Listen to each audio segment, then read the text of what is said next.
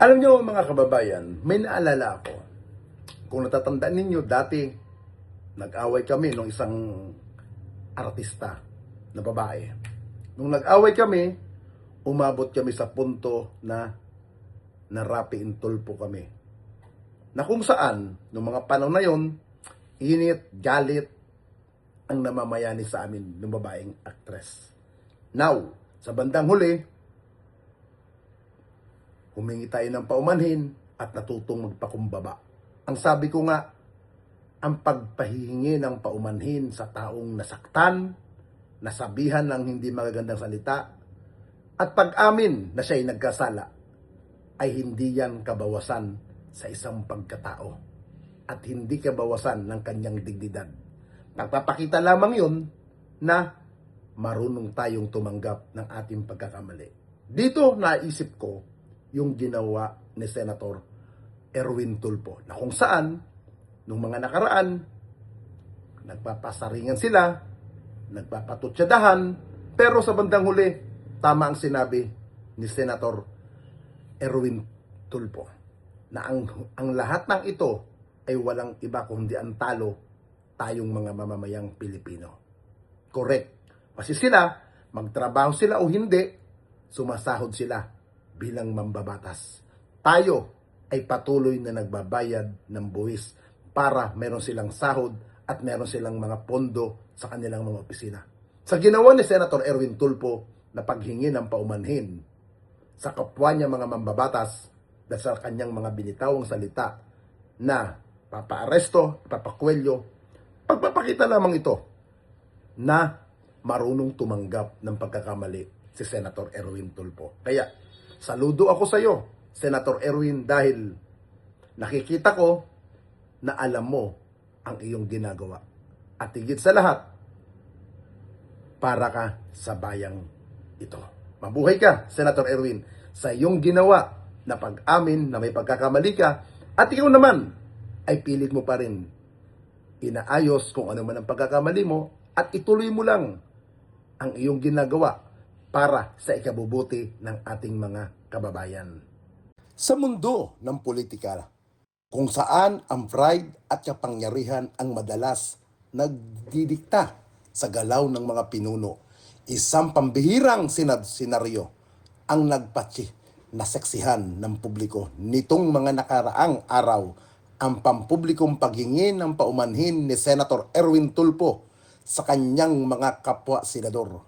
Partikular na kay Senator Alan Peter Cayetano ay isang paalala na sa kabila ng nagbabagang emosyon sa loob ng Senado, may puwang pa rin para sa delikadesa at hustisya sa sarili. Matatandaan, naging mainit ang diskusyon sa session hall na humantong sa mga mararahas na pahayag ni Tulfo ukol sa pagpapaaresto, pagkikwelyo at pagbitbit palabas sa kanyang mga kasamahan. Bagamat iginiit niya, bunga ito ng matinding emosyon at ng kanyang hangarin na huwag maantala ang trabahong inamin ng senador na hindi nararapat ang naturang asal para sa isang mambabatas. Humihingi rin ako ng kapatawaran sa ating mga kababayan dahil sa mga nagdaang hidwaan matapos ang sesyon ng hindi umuusad ang mahalagang batas ng dahil sa bangayan. Naging paralisado ang ating mandato. Ang mga Pilipino ang tunay na talo rito, pahayag ng mambabatas. Ang ginawang hakbang ni Tulfo ay nagpapakita ng isang magandang katangian na madalas ay madalang nang makita ang isang lingkod bayan ang kabayaan ng kalooban at ang kakayahang umamin sa sariling pagkakamali. Sa mata ng marami, ang paghingi ng tawad ay maaaring ituri na kahinaan, lalo na para sa isang leader na kilala sa pagiging matapang. Subalit ang katotohanan, ito ay patunay na lakas ng karakter. Hindi kailanman kabawasan sa isang pagkatao ang paghingi ng paumanhin. Sa katunayan, Ito ay nakakapagpalaya at nakakapagpagaan ng kalooban, hindi lamang sa taong nagkasala, kundi pati na rin sa institusyon kaniyang kinabibilangan. Ipinapakita nito na ang isang pinuno ay marunong matuto sa kanyang mga maling hakbang at handang magbago para sa ikabubuti ng mas nakakarami. May punto si Tulfo sa kanyang binitawang pahayag. Sa bawat bangayan sa loob ng Senado, ang taong bayan ang tunay na natatalo.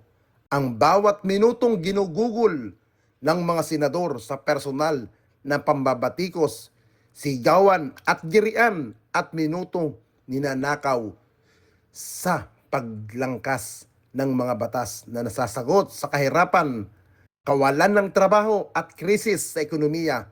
Kapag parilisado ang mandato ng Senado dahil sa hidwaan, ang mga nakabingbing panukala ang nagsisilbing mitya sa pagkakaantala ng pag-unlad ng bansa.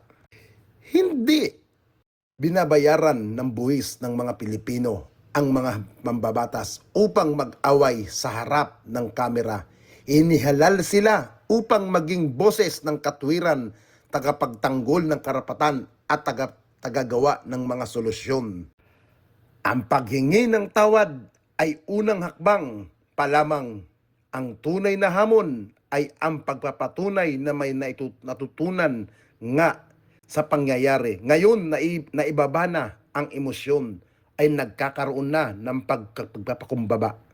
Nararapat lamang na magbalik trabaho ang buong Senado.